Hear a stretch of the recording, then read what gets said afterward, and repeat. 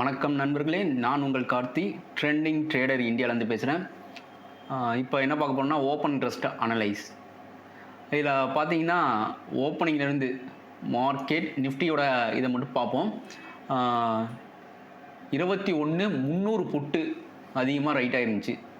அப்போ மார்னிங்லேருந்தே நம்ம பார்த்தோம்னா தெரிஞ்சிடும். கரெக்டாக 9:25 9:40க்கு பாருங்கள், 21,300 புட்டு அதிகமாக ரைட் ஆயிருக்குது. கால் எங்கே அதிகமாக ரைட் ஆயிருக்குது? காலில் பக்கத்து 350 மைல்டாக ரைட் ஆகிருக்குது. அதுக்கப்புறம் பார்த்தீங்கன்னா கண்ணு கெட்டின தூரம் முடியும் பெருசாக இல்லை. புட்டு இங்கிட்டு 21,200 புட்டு அதிகமாக ரைட் ஆகிருக்குது. அப்படியே கிளியராக தெரிஞ்சுன்னா மார்க்கெட் வந்து புல் ட்ரெண்டு தான். அந்த ட்ரெண்ட் வந்து கண்டினியூவாக போயிட்டே தான் இருக்குது. 21,500 முடியும் போகும்னு சொல்லியிருந்தோம். இன்றைக்கே வந்து க்ளோஸ் ஆனது பார்த்தீங்கன்னா 21,456 நிஃப்டி ஸ்பாட். 21,492 ரூபா 30 பைசா ஹை வச்சுருக்கோம். ஸோ வந்து 21,500 போயிடுச்சு. இந்த ரேலி 22,000 போகுமானா டேட்டாலாம் அப்படி தான் காட்டுது. ஸோ 2 நாள் லீவு. இந்த 2 நாளில் ஏதாவது ஒரு பேட் நியூஸ் வந்தால் தான் இறங்கிறதுக்கான வாய்ப்புகள் இருக்குது. இன்னுமே என்ன சொல்கிறாங்கன்னா, நல்ல ஒரு பயங்கரமான ஷார்ட் கவரிங் வரல. ஒரு சில பர்டிகுலர் ஸ்டாக்கில் தான் வந்துக்கிட்டு இருக்குது. இன்னும் மெயினான ஸ்டாக் HDFC பேங்க்கில் வரவே இல்லை. அதை தொடர்ந்து பார்ப்போம். இப்போ நிஃப்டியோட 10 மணிக்கு பாருங்கள், 21,300 புட்டு, 21,300 புட்டு. கால் வந்து அதிகமாக ரைட்டே ஆகலை.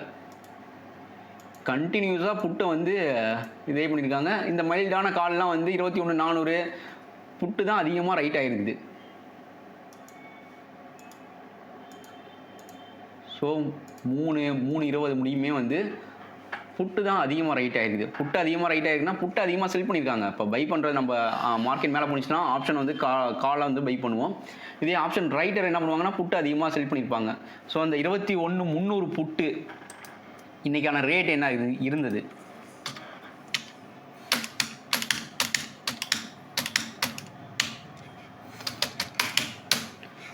ஹை வந்து பார்த்தீங்கன்னா 109 ரூபா 20 பைசா இருந்திருக்கான். 21,300 புட்டு ஓப்பன் ஆனது 90 ரூபா, க்ளோஸ் வந்து 53, லோ 48 ரூபா. ஸோ வந்து இந்த ரைட்டிங் நடந்தாலே எந்த சைடு அதிகமாக ரைட் ஆகிருக்குதோ அதுக்கு ஆப்போசிட் டைரக்ஷனில் தான் மார்க்கெட் மூவ் ஆகிறதுக்கான சான்ஸ் இருக்குது. இதுதான் இந்த ஓப்பன் இன்ட்ரெஸ்ட் அனலைஸ் சொல்லுது. ஸோ அதை பற்றி தான் நம்ம டேட்டாவும் கொடுத்துருந்தோம். ஸோ இந்த டேட்டா முடிஞ்சது என்ன சொல்லுதுன்னா 21,300 புட்டு பயங்கரமாக ரைட் ஆகிருக்குது. ஸோ அடுத்த பேஸ் சப்போர்ட் ரேட் எங்கே இருக்குன்னா 21,300. மண்டே ஓப்பன் ஆகும்போது டவுன் வந்து 21,300க்கு கீழே ஓப்பன் ஆனால் மட்டும்தான் அதிகமான செல்லிங் வருவதற்கான வாய்ப்புகள் இருக்குது. கால் பார்த்தீங்கன்னா 21,400 500 எங்கேயுமே ரைட்டே ஆகலை. 21,500 கூட அதிகமாக ரைட் ஆகலை, மைல்டாக தான் இருக்குது. 500 புட்டு அதிகமாக ரைட் ஆகிருக்குது, 400 புட்டு அதிகமாக ரைட் ஆகிருக்குது. அப்புறமேட்டு பாருங்கள் 21,700 மைல்டாக ரைட் ஆகிருக்குது. ஸோ இதே வந்து மந்த்லி வைஸ் நெக்ஸ்ட் வீக் பார்த்தோன்னா 21,300 21,500 மைல்டாக லைட் ஆகிருக்குது. அதுக்கப்புறம் 22,000 தான். ஸோ இந்த எக்ஸ்பைரிக்கு இந்த டிசம்பர் மாதம் 22 நோக்கி போகுமா? நிச்சயமாக நிறையா ஷார்ட் இருக்குது. ஷார்ட் கவரிங் வந்துச்சுன்னா 21,700 இம்மிடியேட்டாக போகிறதுக்கான வாய்ப்புகள் நிறையாவே இருக்குது. ஸோ இதுதான் இந்த கால் புட் ரேஷியோ அதிகமாக சொல்லுது. அதே மாதிரி பேங்க் நிஃப்டி அதையும் பார்த்துருவோம்.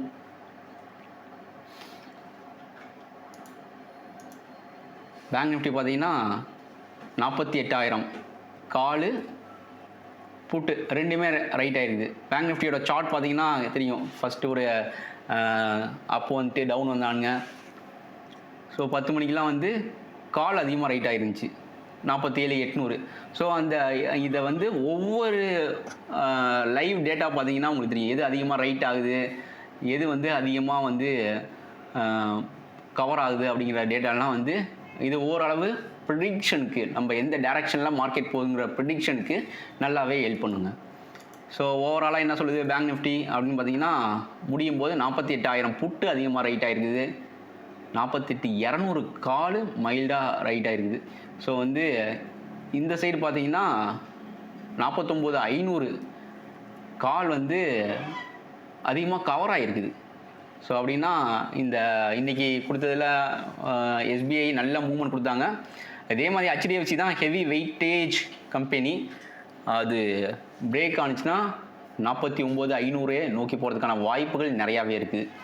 ஸோ அது இல்லாமல் நீங்கள் பார்த்தீங்கன்னா நிஃப்டியும் பேங்க் நிஃப்டியும் 1:3 ரேஷியோவில் தான் ட்ரேட் ஆகிட்டு இருந்துச்சு. இப்போ பேங்க் நிஃப்டி இந்த அளவுக்கான கான்ட்ரிபியூட் கொடுக்கல. இப்போ நிஃப்டி 21,500னா 21,500 × 3 போட்டு பாருங்கள், 60, 63, 65,000 பக்கம் வரும் பேங்க் நிஃப்டி. ஸோ 65,000 ட்ரேட் ஆகிட்டு இருக்கணும். ஆனால் இப்போ வந்து பார்த்தீங்கன்னா 48, 150 தான் ஆகிட்டு இருக்குது.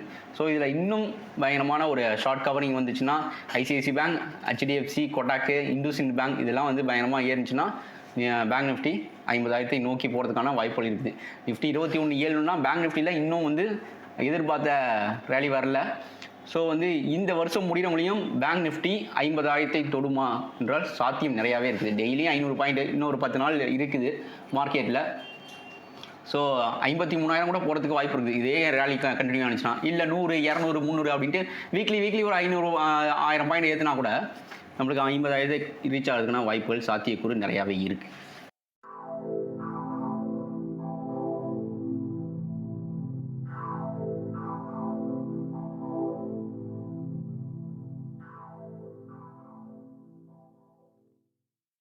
நேற்றான ஸ்னைப்பரில் SBI State Bank of India கொடுத்துருந்தோம். 630க்கு மேலே இருந்துச்சுன்னா அது பயங்கர ஷார்ட் கவரிங் ஆகிறதுக்கான வாய்ப்புகள் இருக்குன்ட்டு.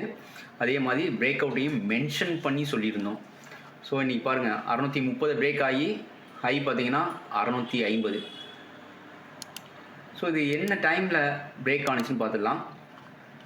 கரெக்டாக பார்த்தீங்கன்னா மார்க்கெட் ஓப்பன் ஆனது 629 முடியும் போயிட்டு அகெயின் வந்து 619 முடியும் வந்துட்டு அங்கேருந்து ஒரு ரேலி செட் பண்ணால் செட் பண்ணிவிட்டு கரெக்டாக டைம் பார்த்தீங்கன்னா 1:30 போல் SBI State Bank of India வந்து 630ங்கிற ஒரு மிகப்பெரிய ரெசிஸ்டன்ட் ஜோனை வந்து பிரேக் ஆனிச்சு. பிரேக் ஆன கையோட அடுத்த 1 ஹவரில் 1:30க்கு பிரேக் ஆனிச்சு. அடுத்த 1 ஹவரில் 648 ரூபா 25 பைசா, 28 ரூபா அடுத்த 1 ஹவரில் ஏறிட்டான். ஸோ 4 கணேல் தான் 15 மினிட்ஸில் 28 ரூபா 18 ரூபா பக்கம் ப்ராஃபிட்டுங்க அந்த 1 ஹவரில். ஸோ கண்டினியூவாக வாட்ச் பண்ணுங்கள். இது ஒரு நல்ல பிரேக் அவுட். இதே மாதிரி ஹெச்டிஎஃப்சி பேங்குக்கு வருவதற்கான வாய்ப்புகள் இருக்குது. இன்னும் பெருசாக ஹெச்டிஎஃப்சி பேங்க் வந்து மூவ் ஆகலை. இன்றைக்கி பாருங்கள் க்ளோசிங்கில் நல்லாவே கொடுத்துருக்காங்க. அது ஆவரேஜ் ப்ரைஸில் வந்திருக்கும்.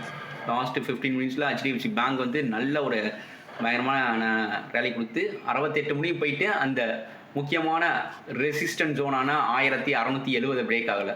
ஸோ இது வந்து மண்டே வந்து 1670 பிரேக் ஆனிச்சுன்னா பேங்க் நிஃப்டி இன்னும் மேலே போவதற்கான வாய்ப்புகள் பிரகாசமாக இருக்குது. ஸோ எஸ்பிஐயோட சினரியை பார்த்தாச்சு. கரெக்டாக 1 ஹவரில் பிரேக் ஆனிச்சு. கரெக்டாக 1 ஹவரில் போணுச்சு. அதுக்கப்புறம் சொல்லியிருந்தோம் நேஷ்னல் அலுமினியம் பேனில் இருந்தாங்கன்ட்டு இன்றைக்கி தான் நேஷ்னல் அலுமினியம் பேனை ரிலீஸ் பண்ணாங்க. ரிலீஸ் பண்ண கையோட நான் ஸ்டாப் தான் ஓப்பனிங்கே ரிலீஸ் ஆகிடுச்சு. அடுத்தது பாருங்கள், நேற்று வந்து க்ளோஸ் ஆன ரேட்டு 104 ரூபா 104 ரூபா 85 பைசா. அதில் 102க்கே இருந்துச்சு. இருந்தாலும் பேனில் இருக்குன்னு சொல்லியிருந்தோம். இன்றைக்கி பேன் வந்து ரிலீஸ் பண்ணி விட்டாங்க. என்ன அப்பா 113 ரூபா 70 பைசா. சூப்பரில் ஒரே நாளில் வந்து ஸ்டாக் வந்து இதில் 10 ரூபா ஏறி இருக்குது. 100 ரூபா ஸ்கிரிப்டு. ஸோ வந்து 10% ஒரு நல்ல profit national aluminium.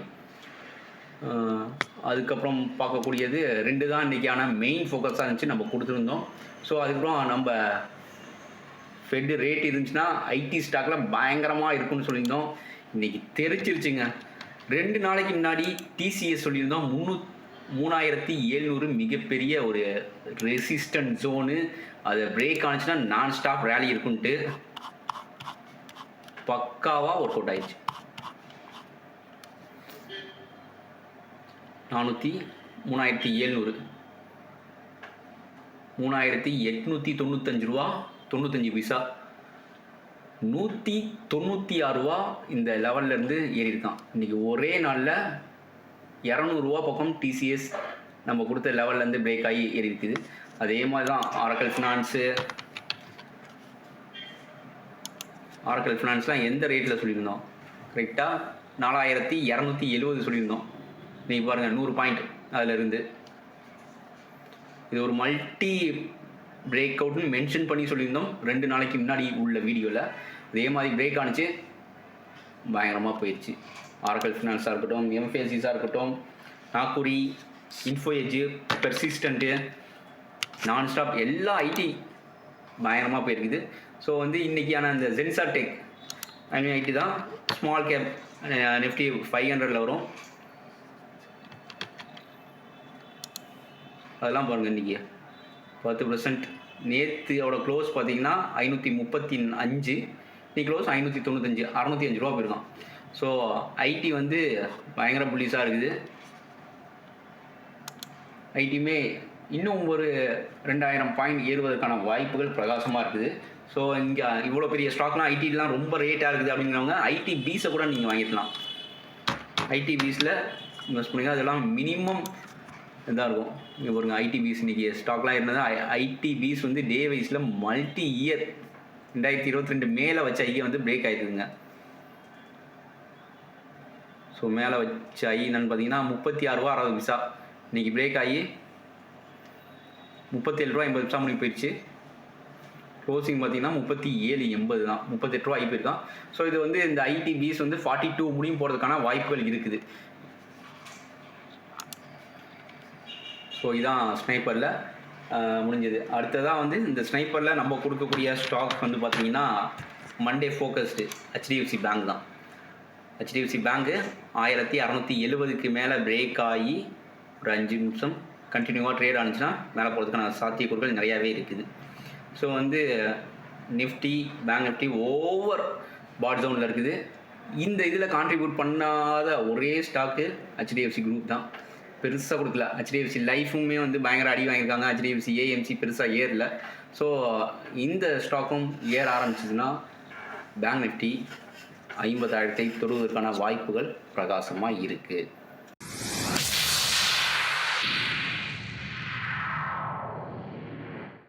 FII டிஏஐ data என்ன சொல்லுதுன்னா, டிஏஐ வந்து 3000 கோடி ரூபாய்க்கு செல் பண்ணியிருக்காங்க. எஃப்ஐஐ இப்போ தான் அக்ரஸிவாக வாங்க ஆரம்பிச்சிருக்காங்க. நேற்று 3000 சொச்சம் கோடிக்கு வாங்கியிருந்தாங்க. இன்றைக்கி பாருங்கள் 9239 கோடிக்கு வாங்கியிருக்காங்க.